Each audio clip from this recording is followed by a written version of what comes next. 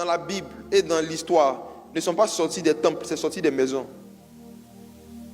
Les réveils spirituels qui ont duré dans la Bible et dans l'histoire et qui ont produit des chrétiens qui ont duré dans la foi, c'est des réveils qui sont venus des maisons, pas des temples. Mes frères, lisons Actes chapitre 2, verset 46. Actes chapitre 2, verset 46. Ils étaient chaque jour tous ensemble, assidus au temple. Ils rompaient le pain dans les maisons et prenaient leur nourriture avec joie et simplicité de cœur. Il y a deux mots qui reviennent dans ce verset. Le temple, assidus au temple. Et puis quoi? Ils rompaient le pain dans les maisons. Le temple et les maisons. Dis avec moi, le temple.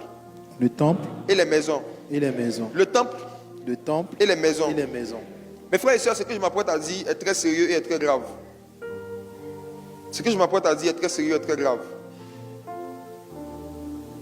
L'une des raisons qui explique le fait que les dons spirituels et l'onction ne descendent pas à une certaine intensité dans la vie de plusieurs croyants sincères, c'est parce qu'ils prient dans les temples. Vous allez voir que les disciples avaient l'habitude de prier dans les temples et dans les maisons.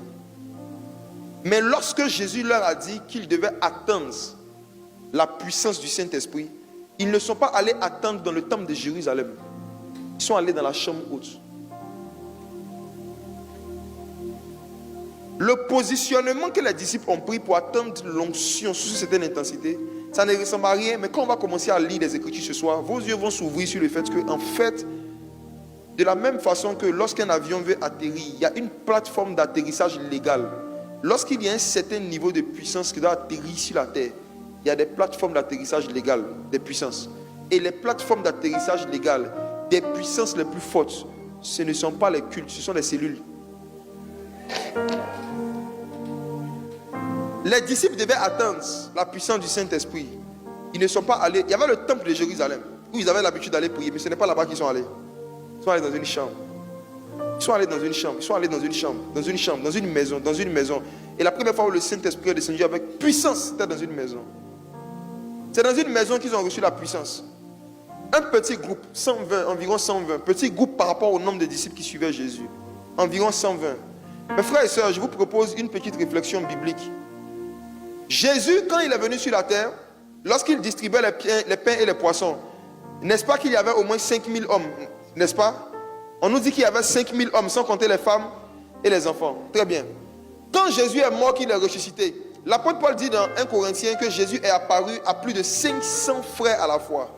Donc après sa résurrection, Jésus s'est montré à plus de 500 disciples. Donc parmi les 5000 hommes, 10% étaient les disciples de Jésus. Les 5000 hommes, il y avait 500 qui étaient les disciples de Jésus. Allons doucement. Jésus, après sa résurrection, apparaît à 10% seulement des personnes à qui il avait donné les pains et les poissons. Mais ce n'est pas encore fini. On nous dit que Jésus, lorsqu'il devait envoyer des gens en mission, il les envoyait 2 à 2. Et il envoyait combien au total? Je parle à ceux qui connaissent un peu la Bible. Combien? 70. Donc Jésus avait 500 disciples. Mais dans les 500, ce n'est pas tout le monde qui l'envoyait en mission. Sur 500 disciples, il y avait 70 qu'on envoyait en évangélisation. Le reste devait rester en intercession. Parce que dans un réveil, il faut qu'il y ait plus d'intercesseurs que de prédicateurs. Je rembobine. Plus de 500 frères, plus de 500 disciples qui suivaient Jésus. Quand Jésus devait envoyer en mission, il envoyait 70. Le reste, il restait avec lui pour prier. C'est comme au temps d'Élie. Il y avait plus de 7000 prophètes. Mais c'est un seul prophète que Dieu avait envoyé, c'était Élie. Le reste était derrière pour prier. Pour qu'un réveil spirituel soit intense, il faut qu'il y ait moins de prédicateurs, plus de prieurs. Donc Jésus, malgré qu'il avait 500, dans 500, il a fait un petit groupe de 70. Mais ce n'est pas encore fini. Dans les 70 encore, Jésus choisit 12. Qu'on appelle les apôtres.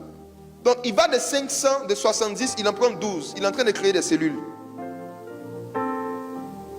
Et aux 12, il enseigne des choses et il communique des choses qu'il ne communique pas aux 70 ni aux 500. Mais je vais encore plus loin. Parmi les 12, il fait sortir encore 3. Pierre, Jacques et Jean. Il est en train de créer une cellule. Jésus prend Pierre, Jacques et Jean et il commence à les envoyer dans des expériences surnaturelles qu'il ne fait pas vivre à tout le monde. Il leur fait voir des personnages bibliques. Jésus emmène Pierre, Jacques et Jean dans un niveau de prière qui provoque des apparitions. Et il leur dit à leur époque de ne pas le raconter à quelqu'un. Ça veut dire qu'il y a des expériences que Dieu ne donne pas au popoito. Ta capacité à garder les secrets des hommes va déterminer les secrets que Dieu va te donner. Parce que si tu n'arrives pas à garder les secrets d'un homme, ce n'est pas pour le Saint-Esprit que tu pourras garder. 500 frères, 70 missionnaires, 12 apôtres, 3 hommes surnaturels qui voient Moïse et Élie. Mes frères et sœurs, Jésus avait différents petits groupes à l'intérieur du grand groupe. Maintenant, qu'est-ce qui se passe? Il meurt, il ressuscite. Logiquement, on devrait retrouver au moins 500 personnes. Malheureusement, le jour de la Pentecôte, quand le Saint-Esprit descend, sur les 500 personnes à qui Jésus a apparu, il trouve 120. Où était le reste? Le Saint-Esprit descend dans la chambre haute et il trouve seulement environ 120 disciples. Donc la majorité encore avait rétrogradé. Ceux et celles qui étaient restés dans la foi, c'est ceux qui étaient restés dans les maisons. Et l'histoire des réveils dans différents pays, et même ce que nous avons vécu ici, a prouvé que ceux qui ont l'habitude de fréquenter les cellules, ceux qui ont l'habitude de fréquenter ce qui se fait dans les maisons, sont ceux et celles qui durent le plus dans la foi et qui transportent le plus de puissance. Je me suis rendu compte en examinant ces 15 dernières années d'évangélisation que j'ai fait, que ceux qui sont encore dans la foi aujourd'hui, et qui même certains sont pasteurs, d'autres sont prophètes, c'est ceux qui avaient l'habitude de venir dans les maisons. Mais ceux qui venaient seulement au temple, actuellement ils sont dans le monde. Ceux qui ne venaient que pendant les jours de culte n'ont pas duré dans la foi. Et je vais vous expliquer pourquoi avec les Écritures. Dans l'église primitive, lisons Actes chapitre 5 verset 42, on va voir quelque chose. Actes 5 verset 42. Demande à ton voisin, est-ce que tu pries dans le temple et dans les maisons? Il faut lui demander. Lui il va au temple seulement. Ah oh. Lisons quelque chose. Actes chapitre 5 verset 42. Et chaque jour, dans le temple et dans les maisons, il ne cessait d'enseigner et d'annoncer la bonne nouvelle de Jésus-Christ. Chaque jour, dis avec moi, chaque jour. Chaque jour. Dans le temple et dans les maisons. Dans le temple et dans les maisons. Chaque jour. Chaque jour. Dans le temple et dans les maisons. Dans le temple et dans les maisons. Tu sais pourquoi tu n'as pas encore atteint le niveau spirituel que tu veux atteindre? Parce que toi, on t'enseigne chaque dimanche. Les premiers disciples étaient enseignés chaque jour. Il y avait des enseignements chaque jour. Chaque jour. Quand Dieu veut envoyer un réveil par l'église, Dieu rend cette église consciente du fait qu'il faut qu'il multiplie les opportunités que les gens ont de recevoir des enseignements. Et dans le temple, ça ne suffit pas. Il faut aller les trouver dans les maisons. Les premiers disciples enseignaient dans le temple et dans les maisons. Chaque jour. Il n'y avait pas culte chaque dimanche. Il y avait culte chaque jour. Chaque jour, il y avait quelque chose à faire. Chacun pouvait choisir le jour où il allait partir en fonction de sa vie professionnelle, de ses occupations. Mais chaque jour, il y avait un mouvement. Chaque jour.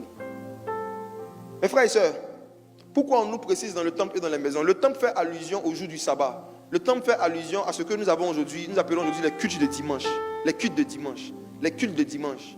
Les cultes de dimanche. Le temple fait allusion au jour de réunion officielle. Aujourd'hui, c'est dimanche. Vous allez voir que le mot temple est mis au singulier, mais maison, ils ont mis au pluriel. Et c'est dans les maisons là qu'il y a plus de manifestations du Saint-Esprit. Je vais en parler. Mes frères et sœurs, le diable, quand il veut éteindre le réveil par l'église dans un pays, il encourage les cultes, il décourage les cellules. Ce qui se fait dans les maisons est plus important dans un réveil et pour la stabilité spirituelle des gens que ce qui se fait dans le temple. Pourquoi? J'explique. En fait, les cultes ordinaires nous aident à connaître Christ. Mais les cellules nous aident à connaître le corps de Christ. Je vais expliquer quelque chose.